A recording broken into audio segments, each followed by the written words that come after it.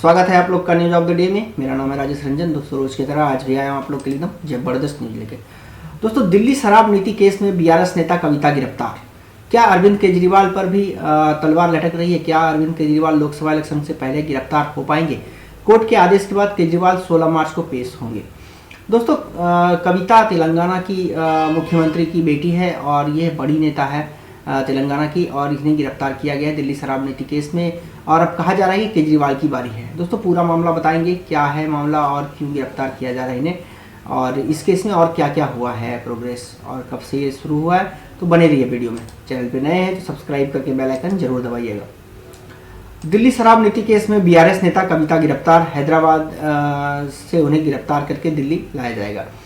Court का आदेश, अरविंद केजरीवाल 16 मार्च को पेश हो। शराब घोटाले से जुड़ा मनी लॉन्ड्रिंग केस ईडी के 8 समन के बाद भी केजरीवाल पेश नहीं हुए। दिल्ली शराब नीति केस में ईडी ने तेलंगाना के पूर्व सीएम केसीआर की बेटी और विधायक कविता को शुक्रवार को हैदराबाद में गिरफ्तार कर लिया। जांच एजेंसी ने उनसे पूछताछ की और अब उन्हें दिल्ली ले जाने की तैयारी है।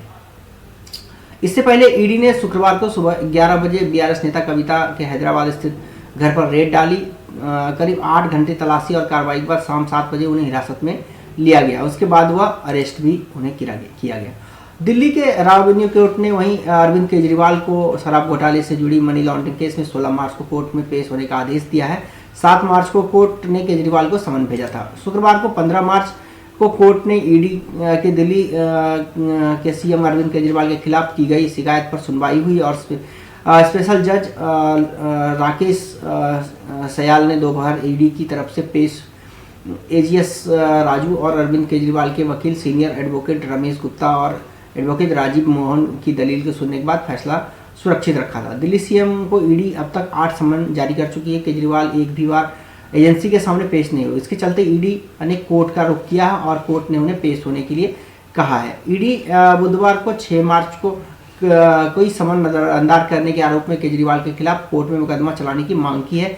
वहीं माना जा रहा है कि केजरीवाल को ईडी गिरफ्तार भी कर सकती है। कोर्ट में केजरीवाल के वकील की दलील है कि रमेश गुप्ता ने सुनवाई में कहा कि अरविंद केजरीवाल ईडी के सामने अवज्ञा नहीं किए। किसी व्यक्ति को तभी बुलाया जाता है जब वह जानबूझकर गैरहाजिरी हो। केजरीवाल ने हर एक समन का जवाब दिया है। केजरीवाल ने यह भी बताया कि सीएम के रूप में उनकी जिम्मेवारी के कारण ईडी के सामने पेश नहीं हो सके। ईडी ने शिकायत करने के से पहले केजरीवाल को कारण बताओ नोटिस भी नहीं दिया।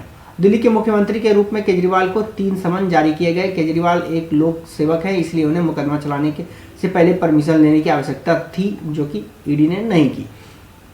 ईडी ने केजरीवाल को भेजे हैं 8 समन। दोस्तों आप उनका डेट भी मैं आपको बता देता हूँ कि 27 फरवरी, 26 फरवरी, 22 फरवरी, 2 फरवरी, 17 जनवरी, 3 जनवरी, 21 दिसंबर और 2 नवंबर को यह भेजा गया। पिछले 4 साल से ही ईडी केजरीवाल के पीछे लगी हुई है।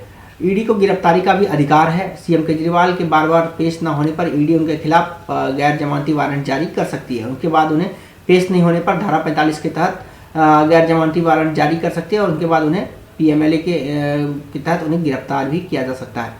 अगर सीएम केजरीवाल अगले पेशी में पेश नहीं होता तो जांच अधिकारी आवास पर जाकर उनसे पूछताछ भी कर सकते हैं। इस तरीके का प्रावधान है, पर अभी बताया जा रहा है कि केजरीवाल पेश होंगे या नहीं, इस पर अभी कुछ कहा नहीं जा सकता, पर वो कोर्ट में तो पेश होने जा रहे हैं। दोस्तों ये केस क्या है, 7 पॉइंट्स में बात करेंगे। दिल्ली शराब घोटाला क्या है। दिल्ली में 2003 से ही शराब बिक्री के लिए वेंडर को L1, L10 लाइसेंस दिया जाता था। L1 दुकान डीडीए के approve market, local shopping centre और डिस्ट्रिक्ट सेंटर में होता है। L10 वाइन शॉप का लाइसेंस मॉल के लिए हर साल वेंडर रिन्यू किया जाता था, फीस भरा जाता था। 22 मार्च 2021 को दिल्ली के डिप्टी सीएम मनीष सिसोदिया ने नई शराब नीति का ऐलान किया। इन्होंने कहा कि इससे माफिया राज खत्म होगा और सरकारी खजाने में पैसा ज़्यादा आएगा। अब तक दिल्ली में 60% दुकान सरकारी और 40% प्राइवेट थी। 17 नवंबर 2021 को नई शराब नीति लागू की गई, जिसमें उसके बाद शराब कारोबारियों से सरकार बाहर आ गए और उन्हें बिजनेस निजी हाथों में सौंप दिया। जिसके बाद 32 जोन में बांटा गया। हर जोन में 27 की शराब की दुकानें थी। 8 जुलाई 2022 को दिल्ली के मुख्य सचिव नरेश कुमार ने नई शराब नीति घोटाले का आरोप लगाया और उन्होंने सिसोदिया के खिलाफ भी आरोप लगाए। एलजी सक्सेना ने मुख्य सचिव की रिपोर्ट के आधार पर जांच की मांग की थी।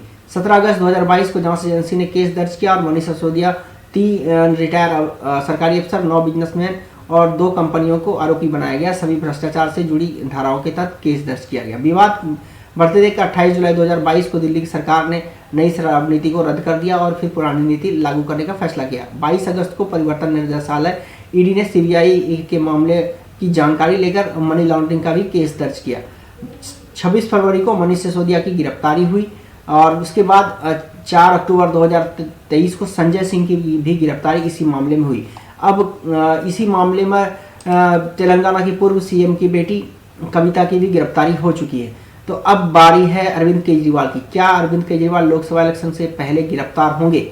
आपकी क्या राय है कमेंट बॉक्स में जरूर लिखिएगा। अच्छा लगता है मेरा वीडियो तो शेयर कीजिए अपने फ्रेंड और फैमिली को। इसी तरीके के लिए वीडियो के लिए जुड़िए, चैनल को सब्सक्राइब करके बेल आइकन जरूर दबाइए। मिलते हैं दोस्तों किसी और टॉपिक के साथ, किसी और वीडियो में, या फिर इसी न्यूज़ पे अगर कुछ और अपडेट आता है तो उसको लेकर भी जरूर हाजिर होगा। मिलते हैं दोस्तों, नमस्कार।